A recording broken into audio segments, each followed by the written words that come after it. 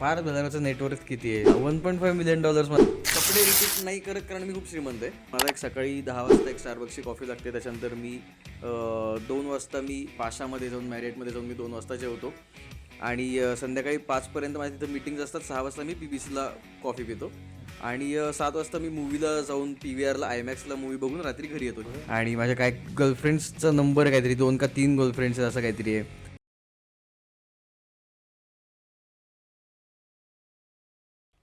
नमस्कार, राम राम, जय खानदेश. मी पार्थ भैरव तुमचं स्वागत करतो cutting pay meeting by Chetan पाटीलमध्ये.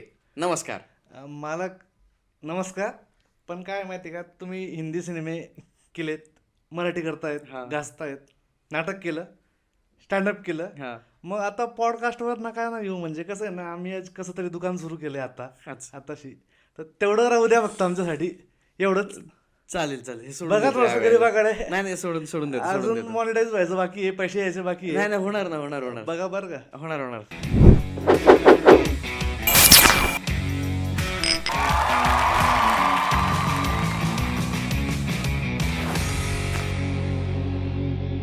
तर या पॉडकास्टची एक खासियत सांगतो मी तुम्हाला.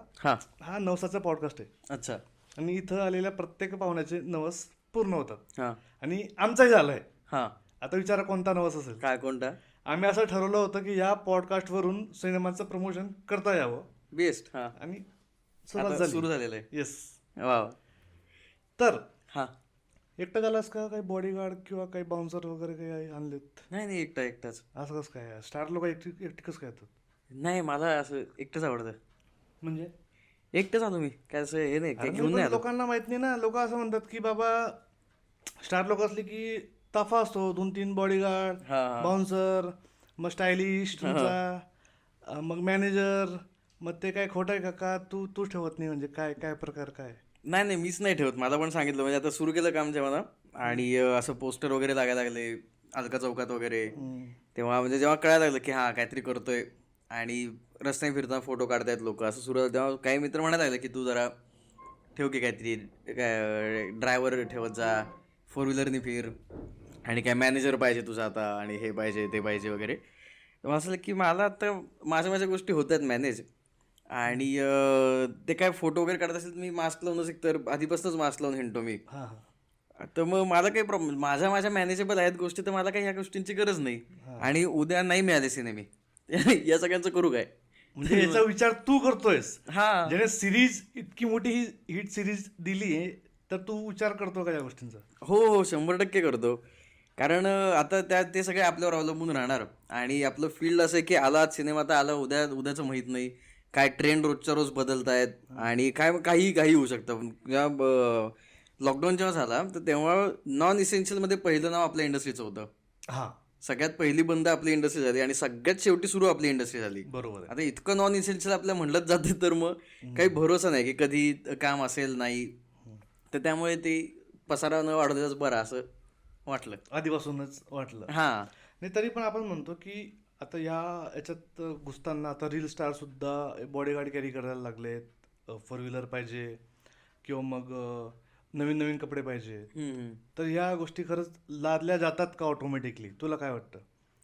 मला वाटतं की ते लादल्या पण जातात, आणि ते आपल्याला पण, मला वाटतं की ते एक सवय लागली की आपण बघतो बाकीच्या बॉलिवूड स्टार्सला आणि ह्या सगळ्यांना, की ते प्रत्येक सिनेमाला, प्रत्येक इव्हेंटला, कुठेही अपीअरन्स असेल, 1 तासांनी जरी पुढचा अपीअरन्स असेल तरी काहीतरी वेगळं चेंज करून येणार वगैरे, आणि कपडे रिपीट नाही करायचे. आणि ह्याचं काही नाही, एकच म्हणजे त्यातनं एकच त्यांना बाहेर आणायचं की कपडे रिपीट नाही करत, कारण मी खूप श्रीमंत आहे, माझ्याकडे खूप कपडे आहेत, आणि ते रिपीट केलं तो माणूस गरीब. तर ह्याचा काही मला सेन्स तेवढा वाटला नाही. म्हणजे मला फार आश्मयोगीन हे जेव्हा सांगितलं मला 4थीमध्ये, तेव्हा हे सांगितलं की कपडे अंग झाकणं ह्यासाठी कपडे ही गोष्ट शोधली गेली. तर माझं ते जोपर्यंत होते तोपर्यंत मला वाटतं की मी बाकी गोष्टींवर पैसे उडीन मग त्यापेक्षा. आणि एकतर माझा फॅशन सेन्स नाही की मी काय अगदी फार फॅशनेबल कपडे घालून हिंडीन असे नाही. तर त्यामुळे मला त्याची कधी गरज वाटली नाही की आपण सगळ्या ह्याला नवीन कपडे, वेगळे कपडे घालूयात कुठल्या ह्याला. मी बऱ्याच प्रीमियर्सलाही तेच कपडे घातलेले आहेत बऱ्याच वेळा, कारण प्रीमियरला आलाय तुम्ही सिनेमा बघणार आहात, माझ्याकडे कसं का बघायचंय? तर म्हणजे हे नसतं टेन्शन तू घेत नाही घ्यायला पण नको पाहिजे. तर किती फ्रिक्वेंटली तू कपडे घेतोस? म्हणजे असं मला जेव्हा वाटतं की अरे आता हे आपण 2-1 वर्षात आपण कपडेच घेतले नाहीयेत असं जेव्हा वाटतं तेव्हा मी घेतो. म्हणजे मला कंटाळ येत नाही त्या जुन्या कपड्यांचा, अच्छा. पण असं की यार घेतलेच नाहीत, बरेच दिवस कपडे घेतले नाहीत, तेव्हाच मी घेतो. म्हणजे आता मी मला तर वाटतं प्री कोविड नंतर मी आता शॉपिंगच नाही, म्हणजे असं काही गेलोय आणि घेऊन आलोय कपडे असं आता एवढ्यात तर झालंच नाहीये. अच्छा, म्हणजे तू सुद्धा सेलची वाट बघतो का? कशाची? हा, हो, बघतो. आत्ता ते येतं येतं काय झालं, फूड मॉलला मी गेलेलो मुंबई पुण्याच्या इथल्या, आणि तिथं आता ते बेनेटनचं नवीन उघडलंय. हां हां. तर आता सुरू झालं काय काय उघडायला ना, आणि माझा बेल्ट झाला लूज. तर म्हटलं तिथं आहोत आपण, बेल्ट तुटलाच होता, तर बेल्ट घेत नवीन. तिथं गेलो 50% ऑफ होतं डायरेक्ट. तर मी मी हिशोबात होतो की मी एक बेल्ट घेतला आणि तो माझा इतक्या ह्याच्यात कमीमध्ये आला. म्हटलं हा काय किस्सा, म्हणजे असं काय झालं? ते म्हटलं की नाही सेल आहे. म्हटलं मग थांबा. मी अजून मग 5-6 गोष्टी घेतल्या. म्हटलं कधीपर्यंत असेल? ते म्हटले नाही असं काही सांगितलं नाही, बरेच. म्हटलं मग ठीक आहे, वा. मी आता येतो सारखा म्हटलं. आणि टिपिकल आपण आता तुझी जर्नी माहिती आहे सगळ्यांना, की आपण सगळे एका मिडल क्लास फॅमिलीतून येतो. तर इतकं सारं सक्सेस झाल्यानंतर सुद्धा तू प्राइस टॅग वगैरे अफेक्ट करतात का तुला हो, हो. डिसिजन मेकिंगला? हो, का हो. डायरेक्टली गेला आणि घेतला असं काहीतरी? नाही, अफेक्ट करतात. पण माझं माझं पण तसं असतं की आधी आपल्या कपडे किती आवडला, म्हणजे किती आवडला असेल तो ड्रेस, तरी प्राईस टॅग खूपच वरचा असेल तर मग सोडून द्यायचं तिथलं तिथे. बरोबर आहे. मग त्याच्या प्रेमात पडण्यात काही अर्थ नाही. तर त्याची तशी सवय आहे मला आधीपासनं, आणि ती आधीपासनंपेक्षा ती मला लागली खरं तर. कारण असं असं पण झालेलं की मी फायनान्शियल मॅनेजमेंट जशी शिकलो नंतर नंतर, तर त्याच्या मला काही माहीतच नव्हतं गणित. तर मी एक असं म्हणजे असं पण करून झालं की मी महिन्याला महिन्याला काही गरज नसताना 25-30 हजाराची खरेदीच केली, आणि कपडे, आणि दर महिन्याला. तर बापरे. हे असं मी खूप खूप केलं, खूप वेळासाठी मी हे केलं.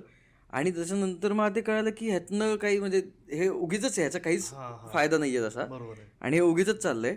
आणि मध्ये जेव्हा मी स्वतःहून मला वाटतं बॉईज 2 नंतर 1-1.5 वर्ष मी काहीच करत नव्हतो, आणि मला नव्हतं करायचं, मी बाय चॉईस काही करत नव्हतो. तर तेव्हा मला ते जाणवलं की तेव्हा मी हे जरा एक 7-8 शर्ट नसते घेतले तर बरं असतं आत्ता जरा. बरं असतं आता. तर ती एक सवय माझीच मी मोडली नंतर. तर हां, तसं असं मी चुका करतच सगळं आपलं चाललेलं आहे. बरोबर. आता बाहेरच्या विश्वात ना एक एक इमेजिनरी कन्सेप्ट असतो किंवा इमेजिनरी असं वाटतं त्यांना, की ॲक्टर आहे बाबा, तर हम्म. तुमची लाईफ भारी चालली आहे, खूप सारा पैसा असतो, कधी जा. म्हणजे आम्ही सुद्धा डिस्कस केलं बरं का. अरे कसं आहे ना, हे गेले डायरेक्ट स्टारबक्सला, घेतली कॉफी आणि घेतली पिली. आपण कधी जाणार आहोत, त्यांच्यासारखी लाईफ आपली कधी होणार आहे? हां. तर खरंच सेलिब्रिटी लाईफ आणि आर्थिक मंदी याच्यावर तुला काय वाटतं, की किती अफेक्ट करते? ती बऱ्यापैकी अफेक्ट करते असं मला वाटतं. अफेक्ट म्हणजे ते कोडिपेंडंटच आहेत एकतर.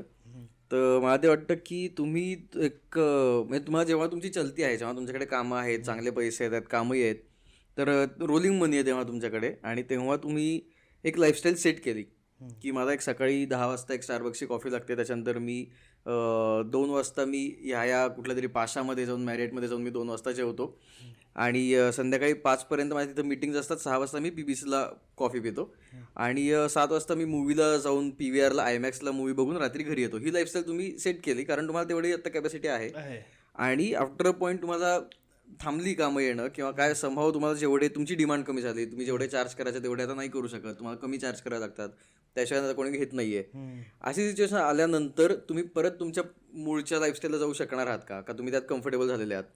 तुम्ही तुम्हीच बनवलेल्या लाईफस्टाईलमध्ये जर कम्फर्टेबल झालेले असेल, तर मग डाऊनग्रेड करायला स्वतःला लाजही वाटते, आणि ते आपल्यालाच कळत नाही की आपण आता एवढ्या खालती यायचं कसं. मग त्यासाठी मग वाटेल ती कामं करा, वाटेल तिथनं मग पैसे घ्या इकडून तिकडून, ह्या गोष्टी सुरू होतात. म्हणजे आपल्याला आता दोघं, आपण त्या लेवलचे पाहिजे ॲटलिस्ट, की आपल्याला दोघं टाईपचे लाईफस्टाईल फॉलो करता यायला पाहिजे. की चलते असेल तर बाबा तुम्ही थोडंसं हायर लेवलचं लाईफस्टाईल तुम्हाला कॅरी करता यायला पाहिजे, आणि पैसे नसतील तर अगेन न लाज वाटता बॅक टू वर्क किंवा बॅक टू ओल्ड लाईफस्टाईल असं काहीतरी करता यायला पाहिजे. हां, म्हणजे ती तुम्ही ॲडिक्ट झाला त्या लाईफस्टाईलला, किंवा तुमचं ॲडिक्टपेक्षा तुम्हाला त्यातनं परत खालती येणं कमीपणाचं वाटणार असेल, तर मग ती लाईफस्टाईल घेऊ नका. हां. तुम्ही ॲग्री होणार असाल नंतर की तुम्हाला ही लाईफस्टाईल कायमची नाही, ही टेम्पररी असणार आहे, हे तुम्हाला आधीपासून माहीत असेल, तर मग काही हरकत नाही. आणि ती म्हणजे असं माझं म्हणणं नाही की ती लाईफस्टाईल नसलीच पाहिजे.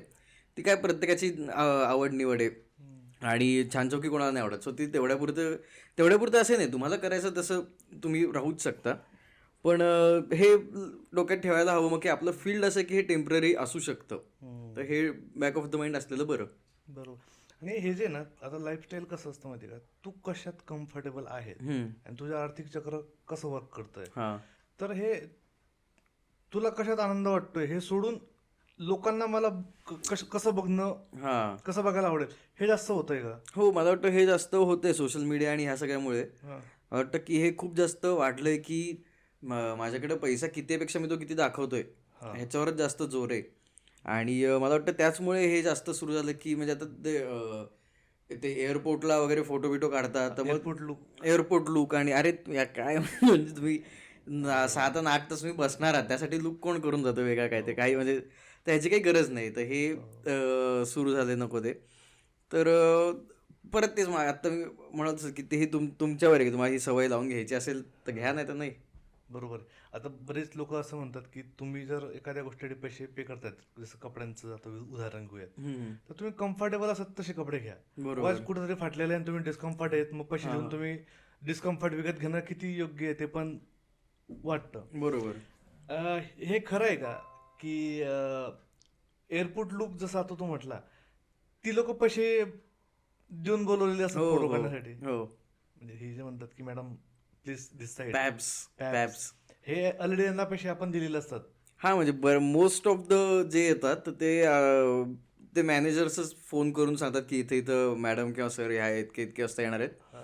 तर तुम्ही या तिकडे प्रिपेअर्ड राहा आणि असं तसं फोन करून बोलले असतात बऱ्याच वेळा. अच्छा, म्हणजे आपल्याला वाटतं की म्हणजे बऱ्याच लोकांना वाटतं की ते तिकडे बसून आहेत, हां हां, जसं वाईल्ड लाईफ फोटोग्राफर जसं ते स्पॉट करतात स्पॉट हरिण करतात दिसलं की वगैरे. हरिण दिसलं की, तसं नाही, ते नाही नाही. स्क्रिप्टेड हां, कम्प्लिटली. म्हणजे खूप कमी मला वाटतं की असं खूप कमी स्टार्स आहेत की ज्यांच्यासाठी खरंच त्यांना गरज नसेल बाबा. स्वतःहून हां एक्झॅक्टली हा. त्यांना मग ते डिझर्विंग आहे ना की त्यांना न बोलवताच लोक एवढी येतात आणि थांबतात त्यांच्यासाठी. पण आहे ते परत त्यांना मॅच करण्यासाठी मग हे काही लोक हे करतात की नाही फोन करून बोलवले हे न ते. हो. आता तू जसं म्हटलं की डाऊनग्रेड प्रत्येकाला येतो हम्म, ह्या आपल्या फिल्ममध्ये, कारण की कन्सिस्टन्सी नसतेच कामाची, शुअरिटी वगैरे नसते. हम्म, तर डाऊनग्रेड आल्यानंतर बरेच आपले खर्च वगैरे कमी होतात. हम्म, ओके. आणि मिळणारं मानधन हे कुठेतरी कमी होतं, कॉम्प्रोमाइज व्हायला लागतात हम्म. फायनान्शियली, हां. इतक्यातच कर बाबा असं. तर त्याने येणारं डिप्रेशन कसं असतं, तू कधी फेस केलेत का, किंवा तुझे मित्र, किंवा असं डिस्कशन होत असतं ना कधी कधी, हम्म. तर त्याबद्दल काय वाटतं तुला? मला वाटतं की हे तर मला वाटतं की ह्या मागच्या 2 वर्षात अख्ख्या इंडस्ट्रीज ते सहन केली ही गोष्ट, किंवा पहिल्यांदा मला वाटतं सगळ्यांनी एकत्र सेम टाइम ही फेस केली गोष्ट की कमी मानधनात पण काम करायचं. की खूप नावाजलेल्या कलाकारांनाही मे बी तेव्हा कमी कामात कमी पैशांमध्ये काम करावं लागलं असेल मे बी. कारण त्याच्या गोष्टी 2-3 होत्या की एकतर कामं जनरेटच होत नव्हती पहिली गोष्ट पॅन्डेमिकच्या वेळेला. आणि जी काही होत होती तर तेव्हा पण असं होतं की आम्हालाही हे माहिती होतं की प्रोड्युसर्सकडे आता ही रिस्क घेण्यासाठी एवढे पैसे नाही आहेत. नाही. तर आपण पण मग माणूस होऊन विचार करायला हवा चार्ज करताना पण. तर मग मला वाटतं की त्याच्यातनं बरेच लोक त्यातनं शहाणे झाले असं आहेत की आपल्याला इफ कमी चार्ज करावं लागलं तर मग आपलं फायनान्शियल गणित काय असेल. हां. तर मग ते मला वाटतं की त्या पॅन्डेमिकमुळे बऱ्याच जणांना ते समजलं असावं. पण हो की ह्यांनी हे होतं बऱ्याच वेळा की फ्लो कमी झाला आहे कामांचा आणि तेवढं काही येत नाही आहेत कामं, तर मग तुम्हाला आता पैसेही कमी येत आहेत. तर मग ह्याचं मे बी ह्याचा त्रास होऊ शकतो आणि होतो सुद्धा की आधीसारखं काही होत नाही आहे आणि असं होत नाही तसं होत नाही. पण मला वाटतं की त्याच्यावर मी विचार केला तर मला वाटलं की त्याच्यावर तुम्ही रिलेव्हंट राहणं, तुमच्या आजूबाजूला काय घडतंय तर तुमचं रिलेव्हन्स असणं आणि इव्हॉल्व करणं तुम्हाला स्वतःला इंडस्ट्री बरोबर. की आता 2010 साली जो ह्युमर वर्क होत होता तर तो आता होत नाही. आता म्हणजे ह्युमर इव्हॉल्व होतो फॉर एक्झाम्पल. तर मग तुम्ही पण त्याच्याबरोबर इव्हॉल्व व्हायला हवं कलाकार म्हणून.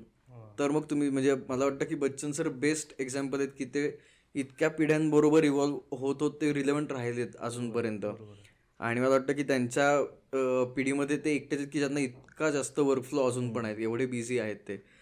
सो तसं रिलेव्हन्स ठेवणं पण मला छान वाटतं की तसं असणं गरजेचं आहे. बरोबर आहे. आता आता ही जी फील्ड आहे ती ग्लॅमरने भरलेली फील्ड आहे. ओके. लोक आपल्याकडे एका हिरोचा पॉईंट ऑफ व्ह्यू बघतात, किंवा लाईफ कशी पाहिजे, माणूस कसा पाहिजे, हिरो कसा पाहिजे, आयडियल म्हणून आपल्याकडे बघतात, इन शॉर्ट. ओके. म्हणजे फिटनेस म्हणजे असा. हां हां. बरेच लोक हिरोकडे बघून फिटनेस जर्नी सुरू करतात. मग ती लोक डिप्रेशनची शिकार होतात. आणि जास्त करून आपल्या फील्डमध्ये ही संख्या जास्त आहे. तर त्यावर तुला काय वाटतं, असं की काय होत असेल, किंवा त्याला टॅकल कसं करता येईल? म्हणजे तशी फेज काय येते अशा ह्याच्यावर? अशी काय येते. आता तू पॅन्डेमिकचं उदाहरण दिलं, पण ते कसं माहितीये का, तू घरी आहे तर मी पण घरी आहे. हा बरोबर, तेव्हा इट्स ते कॉमन. समदुःखी होते सगळे. पण तुला फिल्मफेअर एकट्यालाच भेटतोय होत आणि मला नाहीये. नाटकही भेटत नाहीये. हा तर कंपॅरिझन मध्ये डिप्रेशन वाढतं. बरोबर. तर ती फेज कसं वाटतं तुला, कसं टॅकल केलं पाहिजे? मला असं वाटतं की ती टॅकल कशी करावी हे अजून म्हणजे मलाही फार अगदी एवढं डीप नाही माहिती की हे कसं टॅकल करता येईल. पण मी आत्ता मध्ये असा विचार केला, मला असं वाटलं की आता हे पर्सनल म्हणजे माझं माझं मला असं वाटलं की आता जेव्हा हे कामाला सुरुवात केली मी 5वी असताना ह्याच्यात आलो आणि हे करायला लागलो, ते मी कधी ठरवलं नव्हतं की ह्याच्यात काम करायचं. ते आपलं ॲक्सिडेंटली मी ह्याच्यात करायला लागलो काम, नाटकातनं सिनेमांमधनं.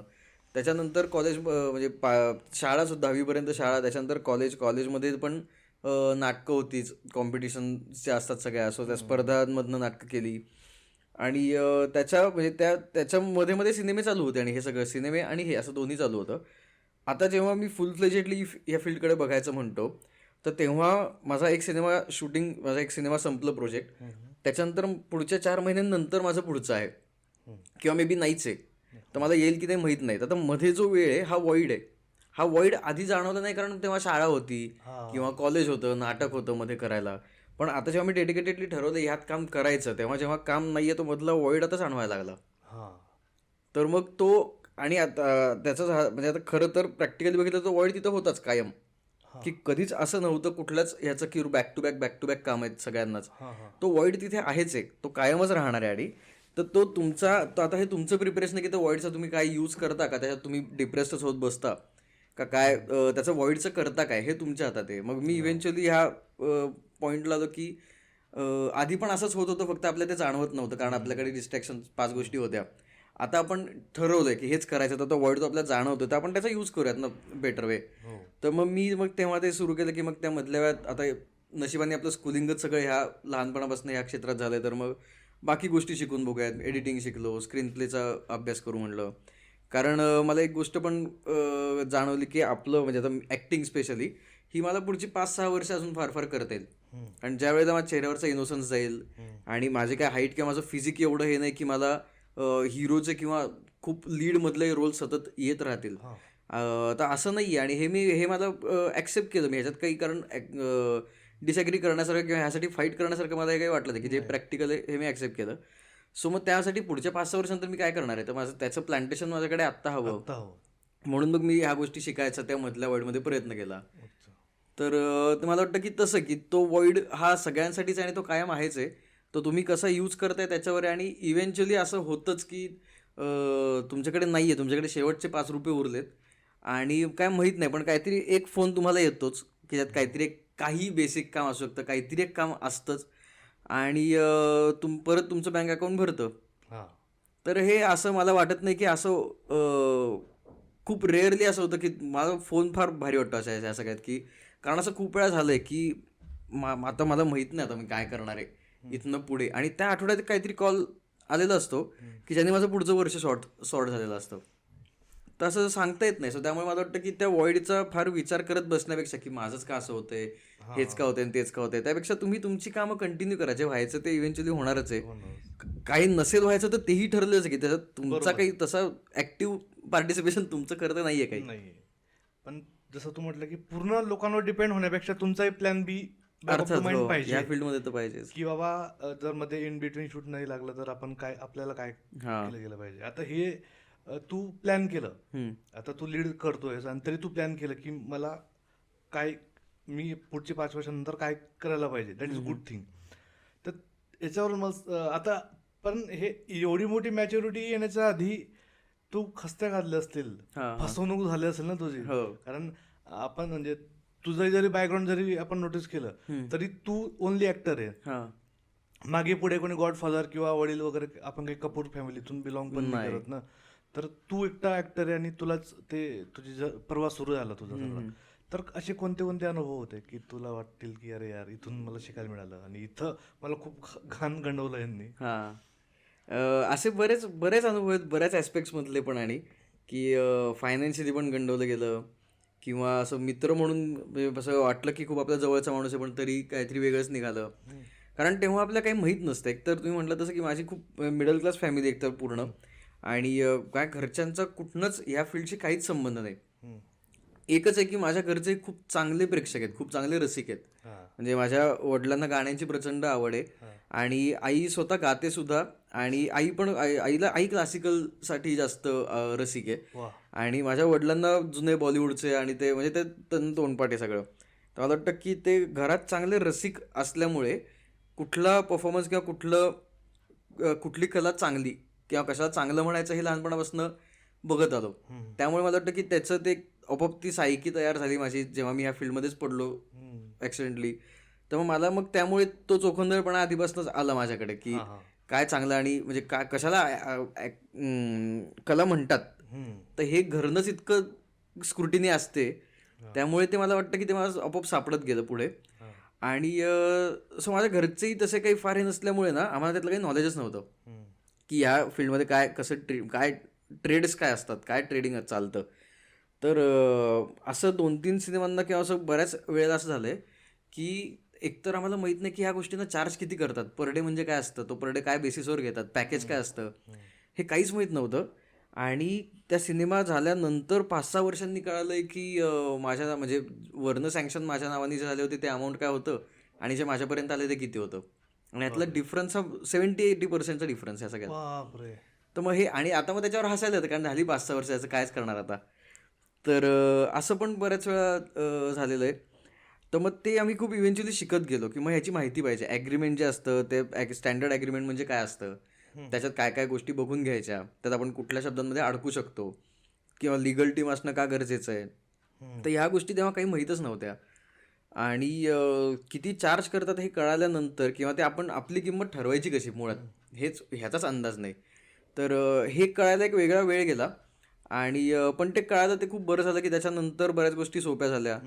बरं आता त्याच्यानंतरचं चॅलेंज होतं की आता ही आपली जरी ठरवलेली असली किंमत तरी आपण त्याचे इन्स्टॉलमेंट्स कशा असतात आणि त्या आपण आपले हक्क कुठपर्यंत आहेत की आपण त्यांना सांगू शकतो की नाही हे नाही झालं तर मी हे नाही करणार. बरोबर आहे. तर ह्या गोष्टी काही तेव्हा माहीत नव्हत्या. मग त्या हळूहळू कळत गेल्या आणि मग ह्या फसवणुकीतच सगळं हे हळूहळू शिकत गेलो. हो. तू जसं म्हटलं ना, तर मला असं वाटतं की ती थोडंसं एक एलॅबोरेट कर की ॲग्रीमेंट आहे तुझ्यासमोर किंवा कोणासमोरही, तर कोणते जे 5-6 ठळक मुद्दे असतील की ते तुम्ही खूप विचारपूर्वक फील करावेत. ते डिफर होऊ शकतात मागे पुढे पर्सन टू पर्सन. आणि कोणते मुद्दे आहेत की ते तुम्हाला माहितीच पाहिजे एनी हाऊ, असं तुला वाटतं अंदाजे? जिथं खूप फसवणूक होते, जरी किती जवळचं असलं तरी पण ते माहिती पाहिजे बाबा, हक्क आहे तुमचा तो. तर असं कोणते मुद्दे वाटतात तुला? म्हणजे त्या आता खरं तर प्रत्येक पान वाचलं पाहिजे असं माझं म्हणणं आहे. कारण त्याच्या ॲग्रीमेंटमध्ये ना 2-3 वेळा रिपीट केलेल्या काही गोष्टी असतात. एक ह्या पार्टीसाठी एक त्या पार्टीसाठी म्हणून मग ते रिपीट केलेले असतात. तर ते रिपिटेशन पण मग तुम्ही ते जरी परत असलं तरी मग ते मला वाटतं की तरी सुद्धा ते नीट वाचलं पाहिजे. कंटाळा वगैरे करायचा नाही. हां, ते प्रत्येक शब्द नीट वाचला पाहिजे. ह्याचं कारण असं की एक ना इंटेलेक्च्युअल प्रॉपर्टी ही टर्म मला माहीत नव्हती. आणि तर ती इंटेलेक्च्युअल प्रॉपर्टी ही एवढी महत्त्वाची आहे टर्म, हे मला खूप नंतर कळालं. की आपण एखादं काम करतो आणि त्या कामात समजा मी बाहेर जाऊन काय त्याचे डायलॉग्स म्हणले किंवा मी काही केलं, त्याच्यावरही मला वेगळे पैसे द्यावे लागू शकतात का त्या प्रोडक्शन हाऊसला, कारण ती IP त्यांची आहे. ओके. रॉयल्टी वगैरे हां, असं की काहीतरी म्हणजे तू आमची IP यूज केली इथे आत्ता जिथे कुठे आहे ते. तर हे पण मुद्दे आहेत. पण हे आता इतकं ह्याच्यात आता ते लॉवालीच लोक सांगतील की ह्याचे काय नक्की वेज काय असतात त्यातनं बाहेर यायचे. पण इंटेलेक्च्युअल प्रॉपर्टी हा मुद्दा आत्ता सध्या तरी खूप जास्त वाचतोय. तर ते नक्की काय आहे आणि मला वाटतं की बेसिक काय त्याच्यात ज्ञान तर 100% असावं. कारण ह्याच्यात एक तर 2 पार्टीज मेन्शन ज्या होत आहेत, तर पलीकडची पार्टी ते वाचून घ्या की तुम्हाला जे नाव दिलं जाते त्याच नावाने तुम्हाला चेक येणार आहेत का. दुसरं म्हणजे तुम्हाला जे सिनेमाचं नाव प्रोजेक्टचं नाव सांगितलंय ते त्याच्यात तेच मेन्शन केलंय का. आता पुढे जाऊन नाव बदललं कारण त्याचे पण वेगळे डॉक्युमेंटेशन असतं की इफ नाव बदललं तरी पण त्याचे NOCs असतात, त्याचे डॉक्युमेंटेशन वेगळं असतं. त्यानंतर तुमचे इन्स्टॉलमेंट्स तुम्हाला कधी प्रॉमिस केल्यात. आता नॉर्मल इन्स्टॉलमेंट स्टँडर्ड इन्स्टॉलमेंट जे असतं एक सायनिंग अमाऊंट असतं, सायनिंग नंतर शूट स्टार्टचं एक अमाऊंट असतं, हाफ शूटिंग मिड शूट एक अमाऊंट असतं आणि आणि डबिंग नंतर फायनल इन्स्टॉलमेंट असते. सो मग ह्या कमिट केलेल्या आहेत का. आता तुम्हाला डबिंग सांगितलंय पण तुमचं सिंग साऊंड होत आहे का. मग आता मग डबिंग झालंच नाही, सिंग साऊंडमध्ये सगळं निघालं आणि तुमची इन्स्टॉलमेंट राहिली तुम्हाला आता मागता येत नाही कारण डबिंग काही झालं नाहीये. तर मग ते त्याच्यात मेन्शन्ड आहे का.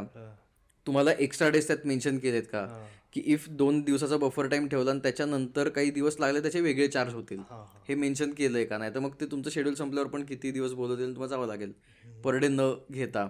त्यानंतर प्रमोशन्स आहेत, ह्या गोष्टी आहेत, त्यासाठी तुम्ही किती दिवस देऊ शकता तेवढे तुम्ही कमिट केलेत का. नाही तर मग प्रमोशनला खूप किती महिना दोन किती वेळ ते हिंड होतील इफ तुम्ही त्यांना सर्टन पिरियड दिला नसेल तर. कधी कधी हां. त्यानुसार फिरायला त्यानुसार एक्झॅक्टली. सो मग ह्या गोष्टी मला वाटतं बघून घ्यायला हव्यात. आता हे झालं पॅकेजचा सीन, की पॅकेज असेल तर मग असं. पर डेचं पण अगेन वेगळंच, की पर डेला तुम्ही एवढे प्रॉमिस केले तेवढे होणार आहेत का, ह्या सगळ्या मला वाटतं की क्रॉस चेकिंगचाच सगळा मुद्दा आहे. बरोबर आहे. म्हणजे आपण जसं म्हणतो की जे बोललंय ते लिहिलंय का एवढंच बेसिकली. म्हणजे ह्या चुका खरंच व्हायला नको. म्हणजे आपण काय करतो, सिनेमा मिळाला या आनंदात सह्या करून हो हो हो हो हो कधी बरोबर. लोकांना सांगू कधी पुढे, पण ह्यात आपण फायनान्शियली आपलं नुकसान होतं. Correct correct. ओके. तरी पण एक माझा स्वतःचा प्रश्न असा आहे की सायनिंग अमाऊंट अंदाजे किती पर्सेंटेजमध्ये व्हॅरी करते, की बाबा 30% तरी पाहिजे, किंवा मग कसं आहे, कारण सायनिंग अमाऊंट केल्यानंतर तू कमिट करतोय. हो. ओके. दुसरा प्रोजेक्ट आला, तो म्हणशील की मी या तारखेला कमिटेड आहे, हम्म. आणि तो झालाच नाही. हा हे पण गेलं ते पण गेलं ना. बरोबर. मग ती अमाऊंट पण एक मॅच्युअर्ड अमाऊंट पाहिजे का, असं तुला वाटतं? म्हणजे जे काय असेल ते. सायनिंग अमाऊंट जी आहे ती मला वाटतं ती अशी अमाऊंट असायला हवी की ज्यांनी दोन्ही पार्टीज बांधील राहतील एकमेकांसाठी. की आता मलाही प्रेशर असतं पाहिजे की मी एवढे पैसे घेतलेत, तर मग मी ह्यांना प्रायोरिटी देणं हे माझं काम आहे. पण अगेन त्याच्यात तेवढे ज्या तारखा मेन्शन केल्या तुम्ही माझ्याकडनं मे महिन्यासाठीच्या प्रोजेक्टसाठी घेतलेल्या आहेत, तर मे महिना आम्ही तुमच्यासाठी आता इथे लूज केला कारण तुम्ही मला सायनिंग अमाऊंट दिलेलं आहे. त्याचबरोबर पलीकडच्या पार्टीला पण हे असं की हा आर्टिस्ट आपण लॉक केलेला आहे कारण आपण त्याला ॲडव्हान्स पे केलेला आहे जो काय आहे तो, आणि ते असे पैसे नाहीत की ते गेले तर गेले. ते पैसे मग असे असं आहेत की त्यांना पण ते प्रेशर राहावं की आपण त्यांना लॉक केलंय, तर मग मे मध्येच हा प्रोजेक्ट होणार आहे का जो महिना कमिट केलाय त्यात. तर मग मला वाटतं ते अमाऊंट अशा पद्धतीचं असावं. जवळपास 50%च्या आसपास किंवा 45च्या आसपास पाहिजे, कारण ते त्यांचं बजेट हलवू शकतं. हा एक्झॅक्टली. एकाने जर कमिटमेंट फेल केली तर मग त्याचं गोष्टी budget वर खाली होऊ शकतात, definitely कारण ते पण ह्या impact एंडला व्हायला पण पाहिजे. तेच आहे. त्या लेवलचा इम्पॅक्ट पाहिजे त्याला. बरोबर बरोबर. नाहीतर मग आपण सोडू शकतो लगेच हा. त्या लेवलला. सो मला ते तसं वाटतं की तसं असावं. आता पर्सेंटेजचं मला खरं तर म्हणजे असं डिरेक्ट पर्सेंटेज मी गंमत अशी करतो की मी ते माझं वाईब कशी येते ना त्या प्रोजेक्टकडनं त्यावर मी पर्सेंटेज ठरवतो. अर्थातच. इफ मला वाटलं की नाही ह्यांचं हे अर्ध्यात थांबणार आहे शूटिंग, एवढं काही पुढपर्यंत हे जाणार नाही, त्यांची तेवढी तयारी वाटत नाही किंवा ते तेवढे सिरियसच वाटत नाही आहेत सिनेमाबद्दल, त्यांना काय वेगळ्याच गोष्टींसाठी मुलासाठीच करायचं आहे किंवा असलं काहीतरी होतं. तिसरेच रिझन आहेत म्हणून करायचं आहे, हे पूर्ण होईल शूट असं वाटत नाही, तर मग मी ॲडव्हान्सच हेवी सांगतो अशा वेळेला. बरोबर आहे. किंवा जर वाटलं की नाही हे खूप चांगलं होणार आहे तर मग स्टँडर्ड जी पद्धत आहे त्यांनी जातो. बरोबर. आता बऱ्याच वेळेस तुझ्या ओळखीची माणसंही रिपीट होतात, तर एक ट्रस्ट इश्यू, एक ट्रस्ट बिल्डअप होतो. बरोबर. त्यात आपण थोडंसं ते होतच, ते काही न बोलताच त्या गोष्टी होऊन जातात. करून घेऊ आपण ओळखीचे लोक. Correct correct. तर आता तुझं फायनान्स कोण मॅनेज करतं? आता तू मिडल क्लास फॅमिलीतून आलाय, तुझं बँक अकाउंट असतं, तर तुला खरंच तेवढी ऑथॉरिटी आहे घरात का? घरातले पैसे, म्हणजे ते कसं आहे, ते खूप गमतीशीर वाटतं मला. तुझं फायनान्स कोण मॅनेज करतं? सो आता मागच्या 1-2 वर्षांपासून मीच मॅनेज करतो सगळं, पण तोपर्यंत माझी आईच सगळं फायनान्स माझं मॅनेज करायची. बरं. आणि मला वाटतं ते खूप चांगलं झालं कारण एका अर्थाने, कारण माझा प्रचंड म्हणजे पैसे उडवण्याचा स्वभाव आहे माझा प्रचंड. तर तो आईनीच पहिल्यापासून सांभाळल्यामुळे ते मला असं की यार एवढे सिनेमे करतोय मला काही करायला मजाच नाही करता येते असं व्हायचं, पण ते आता मला कळतं की ॲक्च्युली ते खूप चांगलं होतंय किंवा झालं तेव्हा. तर मला लिटरली 1-2 म्हणजे प्री कोविडपर्यंत मला आई पैसे द्यायची महिन्याला की हे एवढेत, ह्याच्यात काय करायचं, ह्याच्यात भागव तुझं काय असेल ते महिनाभर. हां, पॉकेट मनी टाईप. पॉकेट मनी मला तेव्हा तोपर्यंत आई द्यायची. आणि त्याच्यानंतर मी 21-22 वर्ष झाल्यानंतर माझ्याकडे दिलं किंवा, आणि ते खूप बरं झालं कारण तोपर्यंत मी पण त्या गोष्टी शिकून घेतल्या की ही मॅनेजमेंट कशी करायची, काय सेव्हिंग्ज असतात, कुठे इन्व्हेस्ट करायचे, काय करायचे, हे नॉलेज आल्यावर मग माझ्याकडे दिलं सगळं. बरोबर. आणि पॉकेट मनीचा हिशोब व्हायचा का कधी? हो हो हो. मला ते सांगावं लागायचं की आता मी इथलं 5 तारखेला दिले होते आणि तुझे 15 तारखेलाच कसे काय संपले. बरोबर. मग 10 दिवसात काय झालं ते सगळं सांगावं लागायचं की हे इथे गेले ते तिथे गेले. बरोबर. पूर्ण मायक्रो मॅनेजमेंट. हा. आणि हे असतंच. हो. तुम्ही कितीही पॅकेज, आता आयटी आम्हाला किती जरी पॅकेज असलं ना, तरी नाही, जे थॉट प्रोसेस असते ना एक मिडल क्लास फॅमिलीची, खरंच मोठी वर्क करते. त्यानंतर लक्षात नंतर जाणवतं. बरोबर. करते तसं. तर अजून काही अनुभव असतील की तो सिनेमा एक डिफरंटच शूट केला आणि ते नंतर प्रोडक्ट डिफरंट आलं, किंवा मग तुला सांगितलं असेल की तू लीड करतोयस आणि तुझ्या सीनसाठी केला असतो की अरे याच्यात भारी, आणि ते नसतातच. हां हां. तर असं कधी काही काही अनुभव येतात का? हो, असं असं पण झालं एक दोनदा. सॉरी, असं पण झालं एक दोनदा. आणि त्याचं म्हणजे आता जे मला बऱ्याच वेळा म्हणलं जातं की तू तसेच तेवढेच सिनेमे करतो, त्याच पद्धतीचे त्याच जॉनरचे सिनेमे करतो वगैरे, असं बऱ्याच वेळा म्हणलं जातं. तर ना त्याच्यात सगळ्याच म्हणजे माझं पूर्ण चॉईस कधीच तो नव्हता. आणि मुळात मी जिथनं म्हणजे ज्या लोकांबरोबर काम करायला सुरुवात केली, तर ती इन्स्टिट्यूशनलाइज्ड पद्धतीने काम करणारी सगळी लोक होती. की एक तर मी एफटीआयमध्येच खूप आधीपासनं शॉर्ट फिल्म्स केल्या होत्या किंवा काय केलं होतं, नंतर पण सिनेमे केले ते तिथनंच पासआउट असलेल्या लोकांबरोबर केलेले. तर त्यामुळे सिनेमा कशाला म्हणतात किंवा काय म्हणजे सिनेमा हे खूप लहानपणापासून बघत आलं होतं किंवा कळत होतं.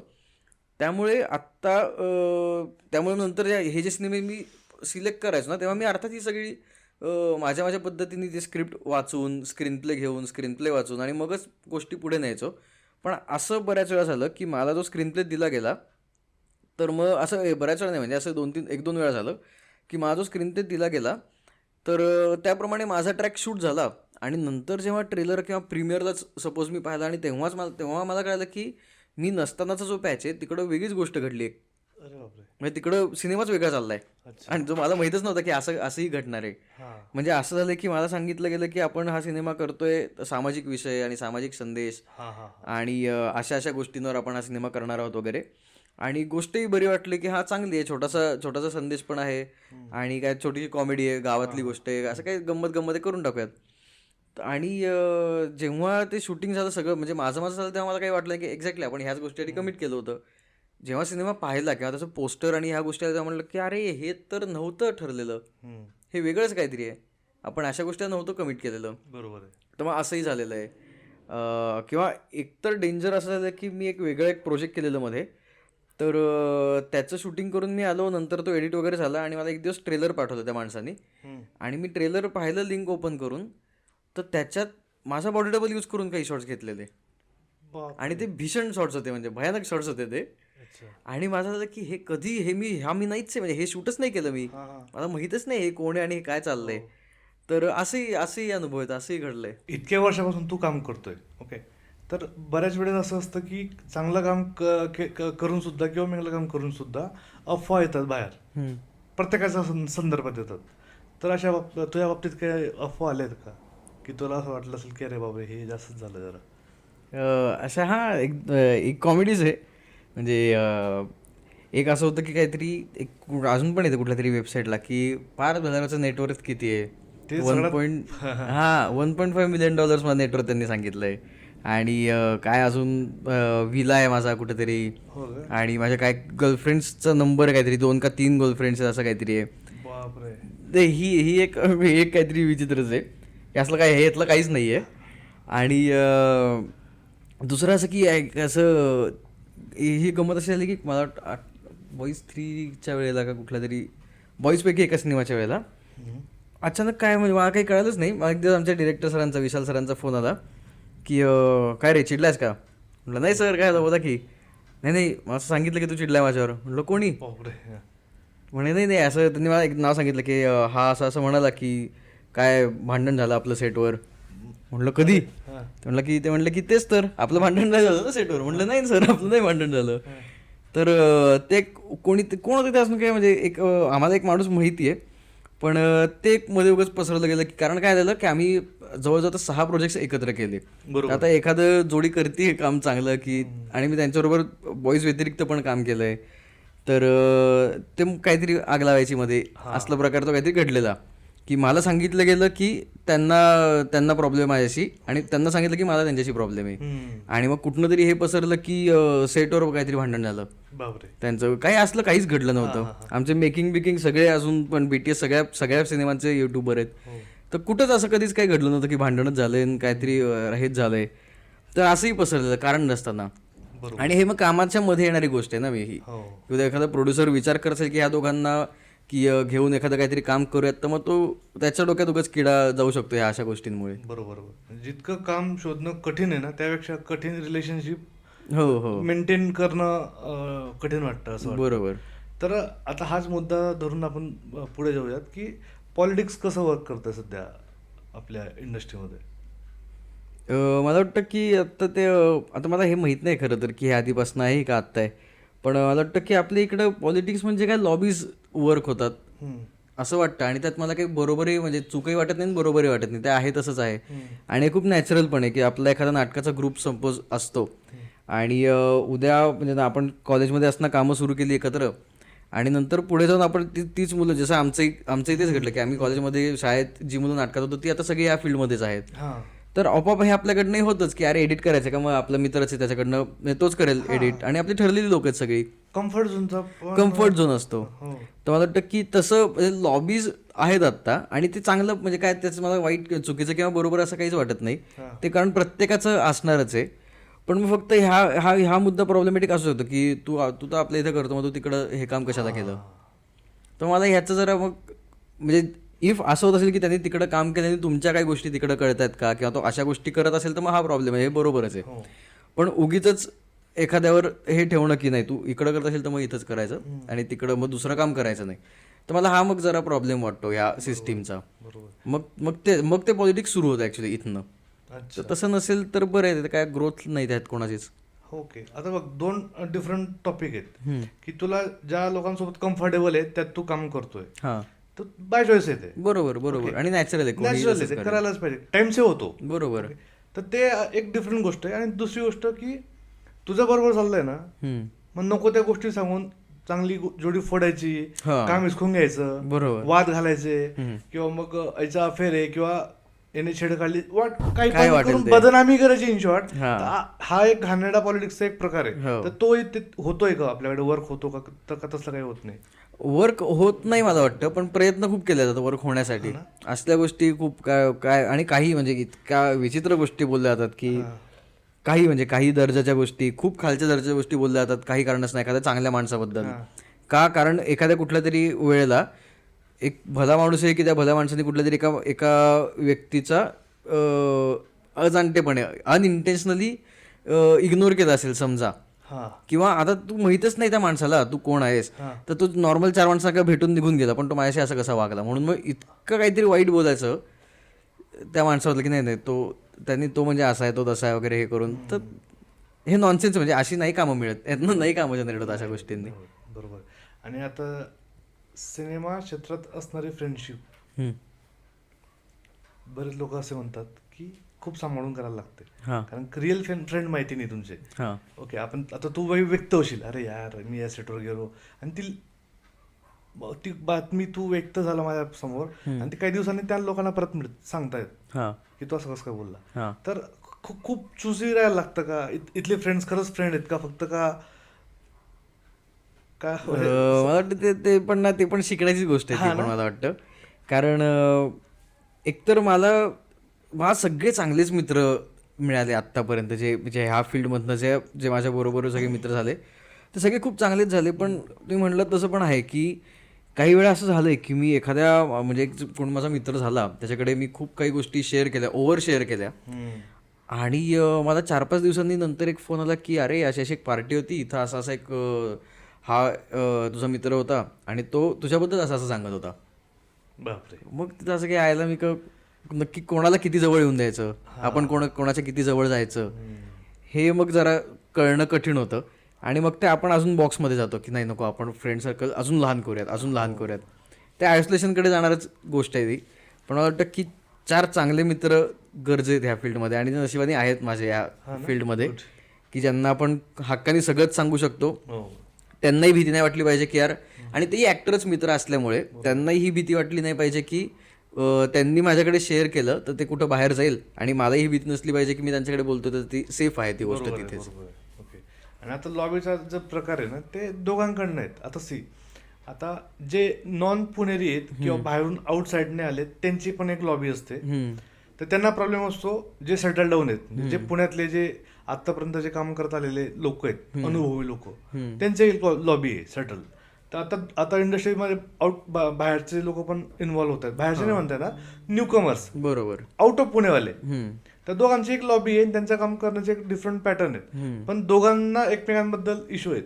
हा आणि असं पण दिसतं की ते दोघं एकमेकांचे आर्टिस्ट शेअर नाही करत बरोबर. मोस्टली. हम्म. तर मग अशाने इंडस्ट्री कसं काय ग्रो होणार आहे? आणि Exactly. बाहेर तुम्ही बाहेरचा टॅग काय तुमचा, मराठी इंडस्ट्री. हा ओके, यांची सक्सेस जरी असलं तरी आपल्याला फायदा होणार आहे कुठं ना कुठं. बरोबर. तर मग ही लॉबी वर्क करते, एकमेकांना इश्यू आहेत, मग कुणी वर्क नाही करत, आर्टिस्ट शेअर नाही करत, अशी कंडिशन टाकली जातात. हा तर मग त्यात तुला काय वाटतं की असं नको व्हायला पाहिजे? नाही हे व्हायला नाही पाहिजे, हे तर 100% आहेच आहे. अशा गोष्टी होतात, मला त्यांना डायरेक्टली अमानवी वाटतात ह्या गोष्टी, की ह्या इनह्युमन गोष्टी आहेत. ह्या करणं हे म्हणजे एक चांगला माणूस अशा गोष्टी नाही करणार. सो ही जी लोक ही करतात ती अमानवीच वाटतात मला, अशा पद्धतीने काम करणारी. कारण हे फक्त आणि फक्त इगो ट्रिप आहे ह्याच्यात, बाकी काहीच नाही आहे ह्यातनं. तुमची इगो ट्रिप आहे. आणि म्हणजे हा चांगला मुद्दा आहे की न्यू कमर्सची किंवा आपण म्हणतो ना की एक प्रमाण भाषा सोडून भाषा बोलणाऱ्या लोकांची एक वेगळी, आपण डिरेक्टलीच म्हणायचं झालं तर प्रमाण भाषा जे बोलत नाहीत, प्रमाण मराठी आणि प्रमाण गावठी मराठी, अशा दोन लॉबीजही असू शकतात. आणि मग त्यांच्यातल्या गोष्टी शेअर होत नाही आहेत. व्हेअर ॲज आपण खूप आधीपासून आपल्याच इंडस्ट्रीचा इतिहास बघत गेलो तर त्याचा बेसच तो आहे की ह्यातलं म्हणजे ज्या गावातल्या बहिणाबाईंची गोष्ट आहे, तुकारामांची गोष्ट आहे, ती आपण शहरामध्ये येऊन लोकांना ह्या माध्यमातून सांगत गेलो. आणि शहरातल्या ज्या गोष्टी आहेत त्या आपण गावामध्ये सांगत गेलो.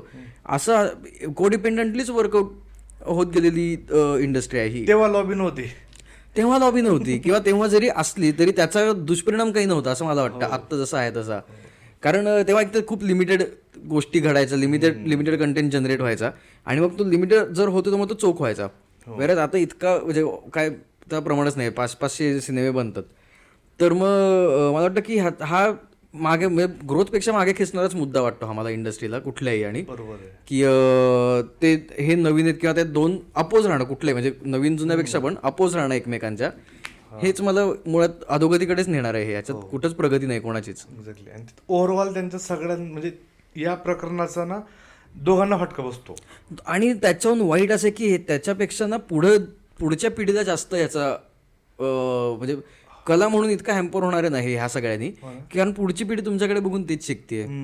ते बघतायत की हा माणूस जो ह्याची आयडिओलॉजी ही आहे, आणि ही जी लोक आहेत ही मी ज्याला गुरु मानतो त्याच्या आयडिओलॉजीला अपोज करतात, तर त्यांच्याबरोबर काम नाही केलं पाहिजे. हे त्यांचे असिस्टंट्स असतील किंवा त्यांच्या खालती काम करणारे हे लोक हे बघत मोठे होत आहेत. आणि नंतर पुढे जाऊन जेव्हा हे दोघंही ज्यांच्या आयडिओलॉजीजला ते एकाला अपोज करतात आणि एकाला फॉर जात आहेत, हे दोघे जेव्हा एक्झिस्ट नाही करणार तेव्हा एका नॉन एक्झिस्टंट आयडिओलॉजीसाठी भांडणं चालूच राहणार आहेत. एक्झॅक्टली बरोबर, ज्यातनं काहीच ग्रोथ नाहीये. आणि त्यांना स्वतःचं त्यांना ओपिनियन येणार कधी या दोन्ही बाजूच्या लोकांना? बरोबर. हे असं झालं ना, पॉलिटिकल पार्टी सारखं झालंय. तसंच आहे हे. म्हणजे आता आर्टिस्ट लोक काय विचार करतात की तुझा आवडता जनर कोणता, तर पुढे असं होणार आहे का तुझ्या आवडती लॉबी कोणती आहे? हे झालं तर किती वाईट आहे. मग होऊ शकतं ते किती वाईट आहे. ह्या लॉबीत काम करणार आहे, ह्या लॉबीत मी ऍडमिशन घेणार आहे बाबा, तू तुझं ठरव, असं होऊ शकतं. हो काय. आणि हे फार, आणि मला वाटतं की आता ते फारच ओपन आहे, म्हणजे याच्यात काही लपवण्यासारखं राहिलंही नाही, कारण इतक्या ठळक आहेतच ह्या गोष्टी. बरोबर. आणि आता म्हणतो की आपण आता मराठी सिनेमे बिझनेस करत नाहीये, हा पण त्यांचं एक रडगाणं आहे. आणि त्यात तुझे सिनेमे जेव्हाही येतो तेव्हा पैसे काढून देतोय, म्हणजे इंडस्ट्रीला कुठं ना कुठं त्याचा फायदा होतोय. ओके, पण मग तरी क्रिटिसिझम येतच की तू वर्क करतोय ना, तुझं सक्सेस होतोय. अरे नाही, यांचे कमरेखालचे विनोद आहेत, डबल मिनिंग विनोद आहेत. ओके, पण तो बिझनेस आणतोय ना भाई. बरोबर. तर ते पण म्हणजे चलती ना, तुम्ही 200-300 लोकांचं पोट भरतायत. बरोबर. तर मग लोक बघतायत, तर त्याकडे तू कसं बघतोस? मी ह्याच विचारात मी पण, म्हणजे ह्याच सेम थॉटला मी पण असतो की मला सुरुवातीच्या 1-2 सिनेमानंतर मला असं काही, म्हणजे तेव्हा काही फार वाटलं नव्हतं. आणि नंतर ते सुरू झालं की काय तू आर्ट फिल्म करणारा किंवा तू असे सिनेमे करणारा आहेस, आणि तू कसं काय हे करायला लागला, असे सिनेमे कमर्शियल केले, तू कमर्शियल कसे करा. मला इथनं सगळं कमर्शियल कसं काय केलंय, ज्या मला डिफरन्सच माहीत नव्हता त्या वयात हे प्रश्न मला विचारले गेले की आर्ट आणि कमर्शियलमध्ये काय वेगळं असतं. त्यानंतर मग की तू डबल मिनिंग आणि हे सिनेमे करतो, तर मग हे तुम्ही मराठी अस्मितेला, तुम्ही संस्कृतीला आणि अस्मितेला हे करताय आणि ते करताय, अशा कमेंट्स आणि ह्या अजूनही चालू असतात. त्यात काहीच हे नाही की डिरेक्टली आमच्या मराठी असणारा डाऊट घेणं की तुम्ही असे कसे मराठी, की जे आपल्याच अस्मितेला असं करतायत, ही कुठली संस्कार आणि हे काय शिकवण देत आहे पिढीला. शिक्षणाचं माहेरघर मध्ये तुम्ही असं काय प्रकार हां, असं हे सगळं. पण आता तुम्ही बघितलं तर आमच्या सिनेमांना ह्या ए सर्टिफाईड आहेत. आम्ही म्हणतच नाही लहान मुलांनी जाऊन बघा पहिलं तर. ए सर्टिफाईड असून म्हणजे बॉईज 2 आणि बॉईज 4 हे ए सर्टिफाईड आहेत, बाकी दोन्ही UA आहेत. ए सर्टिफाईड असून सगळ्यात जास्त बिझनेस केला या सिनेमांनी. तर हां, आपल्या मुद्द्यावर असं की ह्याला ना मला वाटतं सुरुवात प्रेक्षकांपेक्षा इंडस्ट्रीतनंच आधी झाली असावी मे बी, की हे असं का, ह्याची काय गरज आहे, आणि ह्यांनी आपल्या इंडस्ट्रीचं नाव खराब होतं की असंच असतात का सिनेमे. पण अरे हे तुम्ही अस्मितेवरनं ह्याच्यावरनं त्याच्यावरनं जरी बोलत असलात तरी आम्हाला तो शो नाही करायचा की आम्ही अस्मिता जपतो, ह्याचा आम्हाला शो नाही करायचा आहे मुळात. बरोबर आहे. कारण आम्हाला डिरेक्टली माहिती आहे की आम्ही थिएटर व्हिजिट जेव्हा करत फिरलो रुरल एरियाजमध्ये सिंगल स्क्रीन थिएटर्समध्ये, तेव्हा बऱ्याच ठिकाणी थिएटर्स हे परत नव्याने सुरू केले की जे नुसतेच होते पण तिथं सिनेमे चालत नव्हते म्हणून ते थिएटर बंद होते. त्या मालकाने ते सिनेमे सुरू केले, तिथं सिटिंग्स वाढवले, आमच्या समोर येऊन खुर्च्या वाढवलेल्या आम्ही बघितल्या आहेत. आणि त्यांचा दर आमच्या रिलीजला स्वतःहून फोन असतो आमच्या डिरेक्टर सरांना. असे 5-6 थिएटरवाले मालक आहेत, त्यांचा फोन येतो की ह्या सर ह्या वर्षी आहे ना तुम्ही येणार आहेत ना आमच्याकडे वगैरे. तर त्यांची आज पोटं भरतायत. आणि आता 4 आमचे भाग आले, एकाच बॉईजचे 4 भाग आले, तर आम्ही 4 वेगवेगळ्या युनिटला रोजगार उपलब्ध झाला ना त्या सिनेमाच्या वेळेला. मोठी गोष्ट आहे. हां, आणि तो मराठीच माणसाला झालेला आहे. आम्ही बिहारी लोकांना नाही हे केलेलं आहे त्याच्यामध्ये, आम्ही मराठी लोकांनाच रोजगार उपलब्ध केलेला आहे. आणि ज्या आमच्या कंपनीज आहेत म्हणजे गुप्ते सरांची आहे, एकविरा प्रोडक्शन्स आहे, एव्हरेस्ट आहे, हे मराठीच सिनेमा बनवणाऱ्या कंपनीज आहेत. तर तिथेच रेव्हेन्यू जनरेट झालेला आहे. तर ही प्रॅक्टिकली आम्ही मराठी संस्कृती जपली आहे इथे. तर मग त्याचा शो करायची वेगळं त्याचं व्हॅलिडेशन आम्हाला कोणाचं नकोच आहे, की आम्ही आन्सरेबलच नाहीये कोणाला हे सांगायला की आम्ही अस्मिता कशी जपतो आणि काय करतो. बरोबर. कधीतरी असं होतं का की लोक आई बाबांना येऊन सांगतात की ते तुमचं पोरगं काय चांगले सिनेमे करत नाही, असं आलेत का त्यांच्या कानापर्यंत कंप्लेंट्स वगैरे? नाही असं नाही. कारण माझे वडील दादा कोंडके फॅन आहेत प्रचंड. आम्ही तेच म्हणणार होतो की आपण दादा कोंडकेंना इतकं मानतो, रिस्पेक्ट करतो, आणि इकडे हे फक्त मग हे जेलियस फील होण्याचं कारण आहे काय तुम्ही केलं तर मग तुम्ही अस्मिता फॉलो नाही करत. हां, आणि ते ह्याच्यात अस्मिता आलीच कुठं नाही मला कळत नाही. एंटरटेनमेंट आहे ही ह्याच्यात. आणि एकतर तुम्ही फक्त ह्या एंटरटेनमेंटमधून बाहेरून बाकीचं बघितलं तिथं तर म्हणजे काय चाललंय, म्हणजे तिथं अस्मिता आणि ह्या गोष्टींचा जिथे विचार व्हायला हवा तिथं बाजार उठलेला आहे सगळा. आणि आम्ही काय होतं ना की इझी टार्गेट आहे आत्ता आर्टिस्ट किंवा ऍक्टर्स लोक, किंवा हे फील्ड इझी टार्गेट आहे. कारण आम्ही त्याच्यावर विरुद्ध एक तर काही बोलू शकत नाही, काही थोडंसं विरुद्ध बोललो तर त्याचा एवढा बाजार उठतो की आम्हाला कामं मिळत नाहीत. कारण कॉन्ट्रोवर्सी केली ह्याला कोण काम देणार, आम्हाला कामं देत नाहीत. ट्रोल करा, हां, ह्या गोष्टी सर्रास म्हणजे दणक्यात होतात. त्यामुळे इझी टार्गेट झालेलं आहे बोलणं ऍक्ट म्हणजे. आणि फक्त मराठीच नाही, कुठल्याही ह्याच्यामध्ये हिंदीमध्ये पण जे ट्रोलिंग एवढं वाढलेलं आहे, जे मला वाटत नाही की आधी एवढं होतं, की आता जे एवढं वाढलेलं आहे तर ते मी त्याच्या फॉर पण नाही, अगेन्स्टच आहे मी त्याच्या. सो मला ते वाटतं की इझी टार्गेट असल्यामुळे आम्हाला काही त्याच्यावर रिवर्ट करता येत नाही, कारण मग ते आमच्या पोटावर येतं डायरेक्टली. त्यामुळे ते सोपं आहे आम्हाला बोलणं, काही पण शिव्या घालणं. बरोबर. तरी तुझी आता सिनेमा कॉमेडी असतात, ठीक आहे, तर ते ह्युमर जनरेट करणं इतकं पण सोपं नाही. तर तू त्याला कसं बघतो? आता एक आपण म्हणतो की गुड ह्युमर आणि बॅड ह्युमर, तर त्याच्यावर तुला काय वाटतं?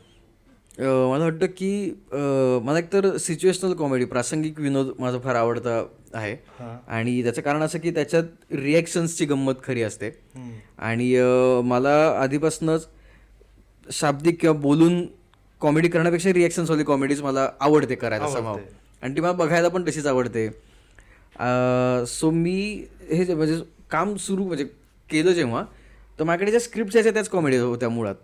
तर त्यामुळे त्यात मी स्वतःहून त्यात हा विनोद घडतोय कसा हे मला त्यात कधी कळालंच नाही, कारण तो ऑलरेडी तयार झालेला विनोद माझ्यापर्यंत यायचा आणि तो मी डिलिव्हर करायचो, दॅट्स इट.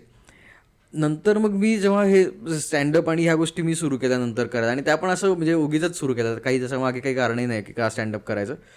तर मी ते सुरू केलं, तर तेव्हा मला कळालं की तो विनोद तयार करणं हे एक वेगळं स्किल आहे.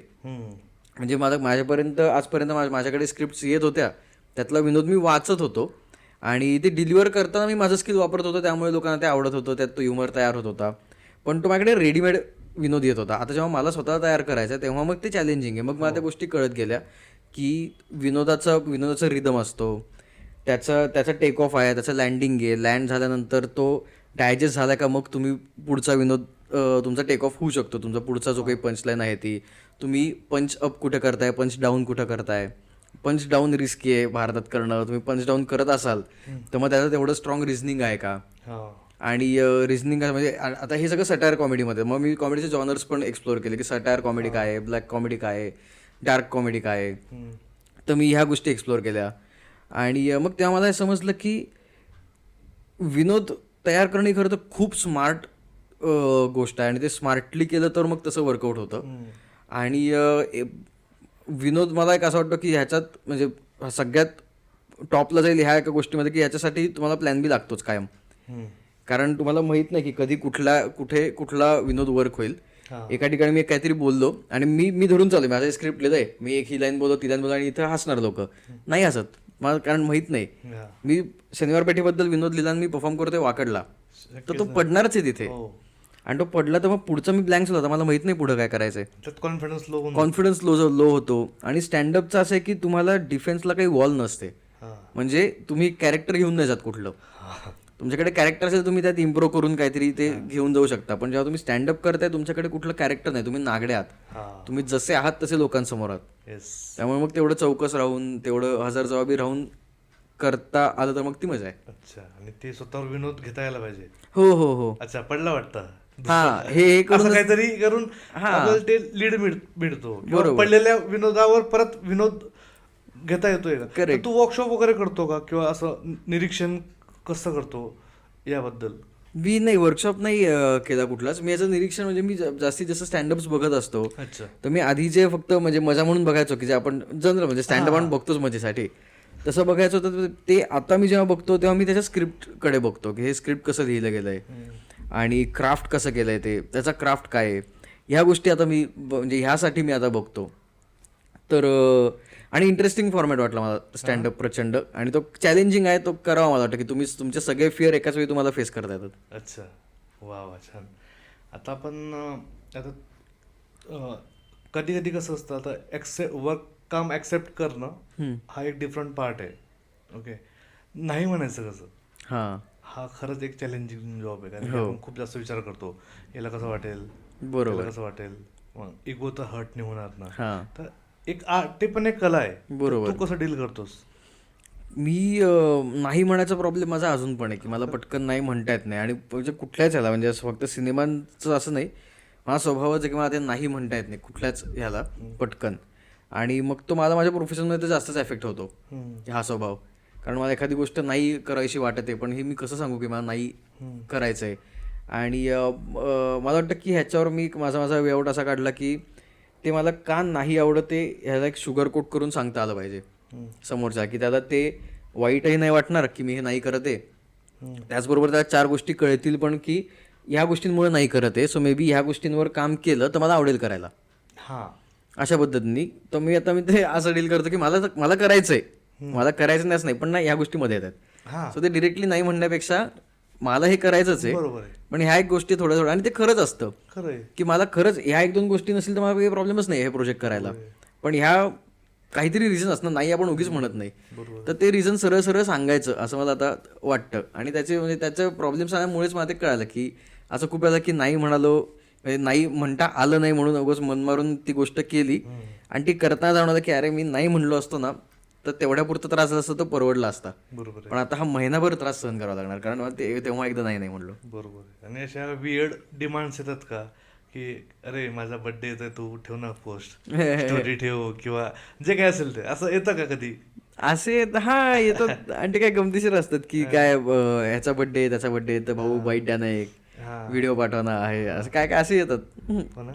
तर मग कधी अरे तू बाहेरच्यांचे बाईट ठेवतो, घरच्यांचं काय झालं, आत्याच्या मुलाचा बर्थडे तू ठेवला नाही, असं म्हणजे घरून वॉर सुरू होतात बरं का. असंही होतं आजकाल, स्टेटसला पण लोक सिरियसली घेतात आणि थोडंसं त्यांना वाईटही वाटतं की अरे याने मला विश नाही केलं. तर अशा गोष्टी असतातच. म्हणजे हो, अशा होतातच. आणि ते आमच्या इकडे तर खूपच होतात, कारण आमचं म्हणजे एकतर इंडस्ट्रीतलाच मित्रपरिवार आणि तो इतका मोठा आहे आणि त्यात असं होतं की प्रत्येकाचेच फॉलोअर्स हेवी आहेत, जे मित्र आहेत, ऍक्टर मित्र आहेत ते. तर मग आता ह्याचा टाकला आणि त्याचा नाही टाकला की मग त्याचा फोन आला की हा हे बरं आहे, आम्ही पोस्ट टाकतो तुमच्या ह्याला, आम्ही तुझी स्टोरी पण टाकत नाही. तर आता ते लक्ष ठेवून करावं लागतं बाबा सगळं ते. बरोबर, मेंटेन ठेवायला लागतं. आणि रोजच कोणाचा बर्थडे असतोच. काहीतरी हो चालूच असतं रोज. इतकं मित्र परिवार असल्यानंतर कोणत्या गोष्टीचा तुला खरंच जास्त राग येतो? म्हणजे कुठली काय अशी हा, रॅन्डम कुठली? मला ह्याचाच म्हणजे ना अशा लोकांचा राग येतो की जे दाखवतात की त्यांचं अटेन्शन आहे तुमच्याकडे किंवा ते तुमच्याकडे लक्ष आहे पण नसतं लक्ष, की सिनेमा बघता मोबाईलच बघतील. किंवा आता आपण दोघं मी स्क्रिप्ट नरेट करतोय तर मला हे खूप डोक्यात मी असं खूप वेळा पाहिलं की ते नरेशन किती घाण असू दे, तुम्हाला नसेल आवडत ना तरी तुमचं काम आहे ते ऐकणं, कारण तो तुमच्याकडे ते तुम्हाला ऐकवायला घेऊन आलाय आणि ते ऐकत असताना ते फोनवर की हां ऐकतो मी, काय काय हां हे इतकं वाईट आहे ना. कारण तुम्ही मला वाटतं की तुम्ही स्वतःला त्याच्या जागी बघा कधीतरी की तुम्ही एक काहीतरी गोष्ट सांगताय यार आणि समोरचा बसताय तुमच्या समोर पण त्याचं लक्ष तुमच्याकडे नाहीये. तर मला ह्याचा राग येतो जरा.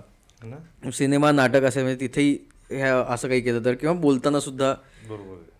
कारण मी तुझ्या समोर आहे आणि ह्याच्यात तू त्याच्याशी बोलतो तर माणूस तुझ्या समोर नाहीये तुझ्या समोर आहे तर माझ्याकडे म्हणजे काय सांगतोय काय बोलतोय ते आपल्या दोघांमध्ये चालू दे ना जे काय रिस्पेक्ट द्यायला पाहिजे हां त्या टायमाची वगैरे. एक्झॅक्टली. किंवा हे सांगावं सर की 2 मिनिटं मला मेसेज करायचा आणि मग काय करायचं ते.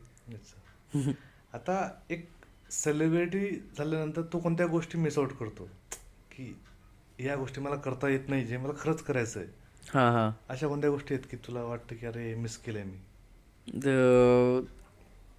मला वाटतं की अशा बऱ्याच गोष्टी आहेत की ज्या मिस, एक तर माझं कॉलेजच मिस झालं. म्हणजे कॉलेज लाईफ मला ॲक्सेस मिळाली नाही, कारण तेव्हाच मला असं जेव्हा फ्लो वाढला कामांचा तर मी ह्या सगळ्यात मी सगळ्यात मेजर मिस काय केलं तर पुरुषोत्तम आणि फिरोदिया या स्पर्धा.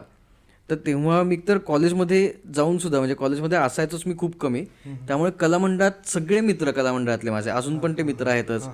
तर ते सगळे मित्र असून ते म्हणजे मी त्यांना खूप वेळा म्हणायचं की यार मला घ्या मला, ते म्हणायचे की यार तू कधीही आपण करूयात लगेच सुरू करू प्रोसेस, पण मला ते कमिटच नाही करता आलं कधी लॉंगर पिरियडसाठी, कारण दर महिन्याला काहीतरी काम लागायचं.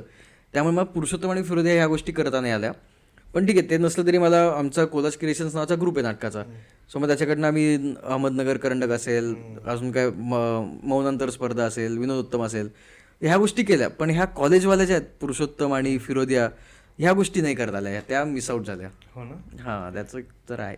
आता आपण म्हणजे आता बघतो की करिअरचं स्पेलिंग तुला येण्याच्या आधी तुझ्याकडे सिनेमाचे ऑफर यायला लागले. खरं पाहायला गेलं तर लोकांचं उलटं असतं. तर हे म्हणजे खूप कमी वेळेत कमी वयाचं असतानापासून तू सिनेमे करतोय, तर हे करत असताना तुझ्या वयाचा जो मधला जो टप्पा होता ज्याला आपण म्हणतो की उन्हाळं वय असतं एक 4थी-5वी पासून तर एक 8वी 9वीपर्यंत आपण बिंदास असतो. 8वी नंतर थोडा सिरियस होतो, 10वी येते वगैरे. तर याला तू मिस करतो का?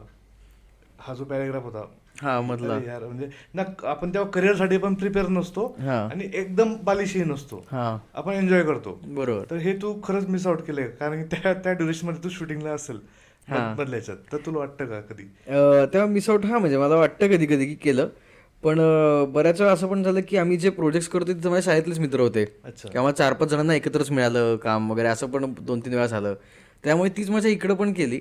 आणि मला वाटतं की माझं हे नेहमी माझा खूप शाळा कंटिन्यू माझं हे असं झालेलं आहे की जेव्हा मी शाळेत असायचो तेव्हा असं की यार नको मला आता सिनेमा वगैरे काय नको, शाळेत मजा येते मला. आणि तेव्हा नेमकं काहीतरी काम असायचं आणि सेटवर गेलो की असं व्हायचं की यायला नको शाळा येतं, सेटवर मजा येते. ह्याच्यातच ती सगळी 5-6 वर्ष ह्याच गोष्टीमध्ये गेली की सेटवर गेल्यावर तिथं भारी वाटते, शाळेत नको, शाळेत गेल्यावर वाटतं की आता सेटवर नको, शाळेतच थांबूयात. तुझं कधी मोये झालंय का? फजिती झालं असेल कुठं असं? माझी ह्याच वर्षी झाली, मोठीच फजिती झाली.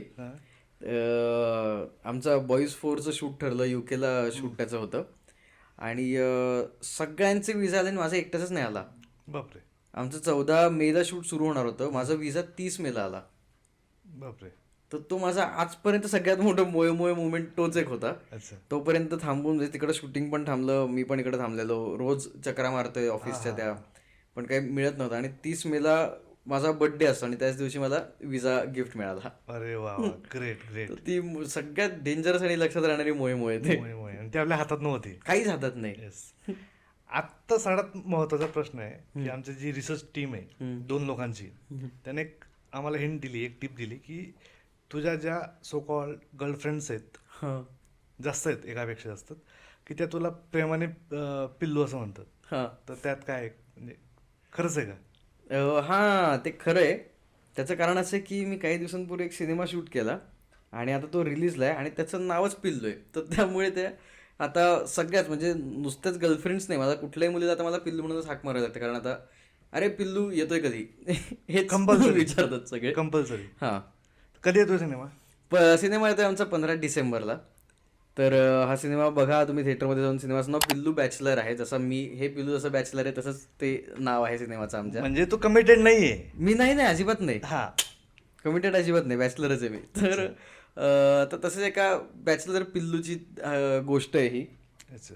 आणि त्याच्यात म्हणजे हा सिनेमा आहे फॅमिलीबद्दल, की एक मुलगा जो कळत्या वयात आल्यावर त्याला कळत्या वयामध्ये आल्यावर त्याला हे समजतं की आपल्या घरामध्ये जी त्याची बहीण आहे, त्याची मोठी बहीण जी आहे, तर तिला तिचे तेवढे लाड किंवा तेवढं प्रेम झालं नाही, कारण मी मुलगा आहे.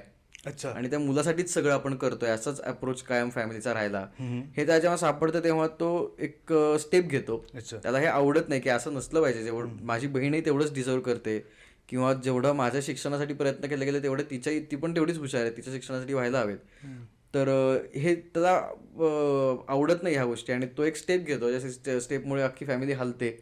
आणि मग ती सिच्युएशन सॉल्व्ह करण्यामध्ये फॅमिली कशी एकत्र येते, ह्याबद्दल हा सगळा सिनेमा आहे. अरविंद जगताप सर रायटर आहेत त्या सिनेमाचे आणि तानाजी घाडगे सर डिरेक्टर आहेत, सुनील फडतरे प्रोड्युसर आहेत आमचे. तर आणि याच्यात कास्ट पण सगळी अशी मोठीच आहे. माझा मित्र आहे अक्षय टंगसाळे, जो माझा मित्र दाखवला ह्याच्यामध्ये. सायली संजीव माझ्या अपोजिट माझ्या बरोबर आहे आणि अक्षया देवधर आहे, सविता मालपेकर मॅम आहेत, शशांक शेंडे सर आहेत, डॉक्टर मोहन आगाशे सर आहेत. सो अशी खूप मोठी कास्ट आहे या सिनेमाची आणि या दिग्गज लोकांनी केलाय म्हणजे अर्थात हा सिनेमा तेवढा चांगला आहे. तर तुम्ही फॅमिली बरोबर जाऊन सिनेमा बघा, तुम्हाला आवडेल नक्कीच. मला तुला हे सांगायला पण आवडेल की तुझं खूप मोठी फॅन फॉलोइंग आमच्या खानदेशात पण आहे. तर डेफिनेटली खानदेशातील सगळे फॅन तुझे हा सिनेमा नक्की बघतील. आणि तुझ्या म्हणजे आमच्या वतीने, या सिनेमाच्या वतीने मी त्यांना आग्रह करणार की ते डेफिनेटली थिएटरमध्ये जाऊन हा सिनेमा बघतील आणि तुला फीडबॅक देतील. Thank you so thank you so much for coming. आम्हाला खरंच खूप भारी वाटलं तू आलास आणि आपण छान गप्पा केल्या आणि रियालिटी पण आपण डिस्कस केली की बरोबर एखाद्या स्टारची रियालिटी काय असते, ती जास्त काही डिफरंट नसते. त्यांचं आयुष्य सुद्धा मिडल क्लास व्यक्तींसारखं असतं आणि त्यांच्या आयुष्यात जास्त प्रॉब्लेम जास्त असतात बाबा आपल्यासारखेच, असं बरोबर. सो त्यांना जास्त आपल्यातलंच समजा. हा एक्झॅक्टली. आणि आमचा प्रॉब्लेम असा असतो की आम्हाला आमचे प्रॉब्लेम दाखवता येतात, त्यामुळे ते वाटत नाहीत की नाहीये. हो, जेणेकरून म्हणजे ह्या ज्या काही गोष्टी डिप्रेशन वगैरे किंवा आहे, तर त्यांना मन हलकं करता येईल आपल्या समोर सुद्धा. बरोबर. आणि मित्र म्हणून त्यांना ट्रीटमेंट द्या. करेक्ट, असं मला तरी असं वाटतं. बरोबर. सो खूप साऱ्या प्रश्नांची आम्हाला उत्तर मिळाली. Thank you so much for coming. Thank you. Yes, मजा आली. थँक्यू.